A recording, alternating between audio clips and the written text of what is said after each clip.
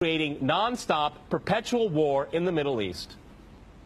Well, I'm going to make this interesting and disagree with everyone. Okay. I do not accept the premise, which probably isn't too much of a surprise, but nonetheless, I reject the premise that the whole point of the so-called war on terror or investing in the Mujahideen was to somehow fight terrorism or to make a better world.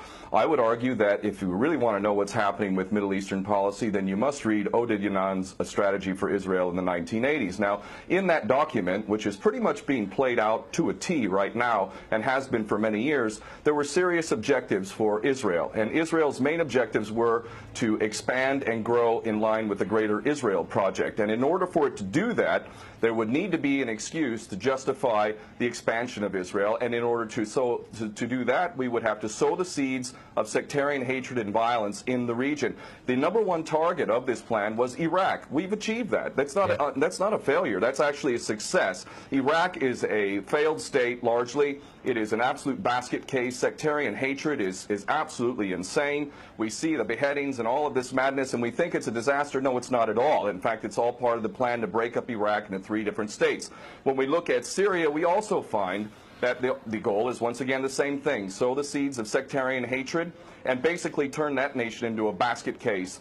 This is happening according to plan as well. Now, ISIS, funny enough, could stand for the Israeli Secret Intelligence Service. Many people are seeing the very big benefits to the state of Israel, the so-called Jewish state of Israel, by the breakup and the balkanization of the surrounding states. So actually, if you believe what's being told to you, and I just don't know why anyone would believe anything that comes out of the mouth of virtually any Western leader, whether it be Obama or Bush or any of the rest of them, all of these people are nothing but patent liars, and everything they say is pretty much the opposite of the truth. So I don't accept virtually anything they say. Okay, good. Okay, Peter, if I can go to you in New York. I mean, there is absolute continuity between the policies of Iraq and breaking it up and breaking up Syria as well. It is beyond naive to suggest that the U.S. doesn't have its fingerprints all over ISIS. In fact, tell me this: why has ISIS never once, or al-Nusra Front or al-Qaeda, not once have they attacked Israel? In fact, ISIS militants are getting medical attention in the Golan Heights and in Israel itself. What does that tell you? There is absolute continuity, but the actual policy, just like the Project for a New American Century laid out very clearly, that a, quote, new Pearl Harbor would be necessary to achieve this goal of full spectrum dominance. You could never tell the American people, or the world for that matter, we're going to fight wars of aggression where we're going to have to invade and occupy, we're going to have to spend hundreds of billions, if not trillions of dollars to achieve the goal of full spectrum dominance, which is to control, absolute control over air, land, sea, and space and cyberspace. The American people never would have bought it, so you can't tell them that. You have to tell them a bunch of lies, and we see this over and over again. What you have to do, Ken, if I can go... It would actually be a question that there must always be a boogeyman. In fact, you're sitting in Russia now. For 50 years plus, we were fighting this Cold War that really was an absolute charade to begin with. There never really was a threat of a Soviet invasion. And for decades, we spent insane amounts of money developing nuclear weapons to the point of really completely, totally collective insanity. And here we sit today in a world that threatens a third world war with a policy that is clearly intended to totally destroy Syria. Let's see what happens.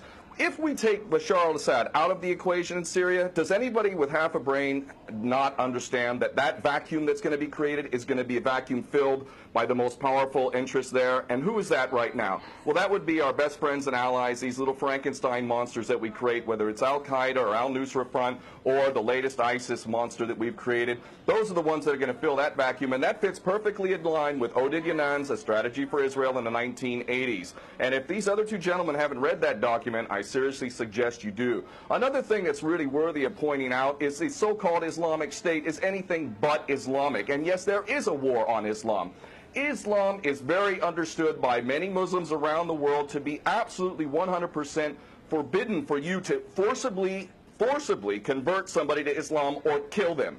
This is totally untrue. Back in the medieval times, when there was Muslim empires, it was an absolute understanding and policy amongst the Muslims who were in charge at that time that those who practiced whatever religion were allowed to continue practicing that religion, and they were not even forced to pay taxes into the Muslim empire itself. However, However, if people wanted to practice that religion, they would not be able to derive the benefits of the tax system and so on and so forth. The bottom line is no Muslim in their right mind would justify going in and literally executing men, women, and children simply because they don't convert to your religion. These people are not Islamic. They are creations of the monster, which is the empire of the United States and all its cohorts in Israel and England in particular. And this monster is purposely created to justify the continuing insanity of the never-ending war policy, which is really the core of America. And that is exactly why I renounced my U.S. citizenship. This madness cannot be considered anything but the major threat to the world.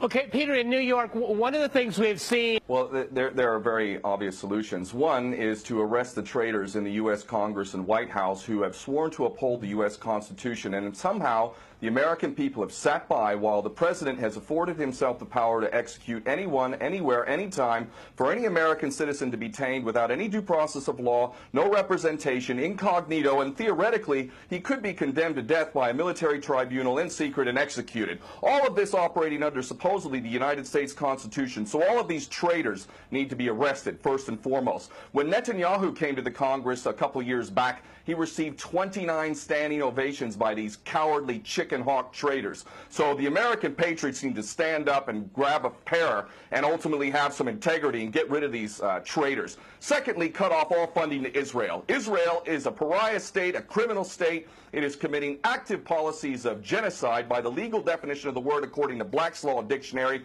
That country needs to be cut off right now. All of their attention needs to turn inward. Stop your little empire endeavors and full spectrum dominance and all of this sort of madness. Start taking care of your infrastructure back home. Start taking care of the American citizens who have worked their whole lives and now find themselves wondering how they're going to keep a roof over their head.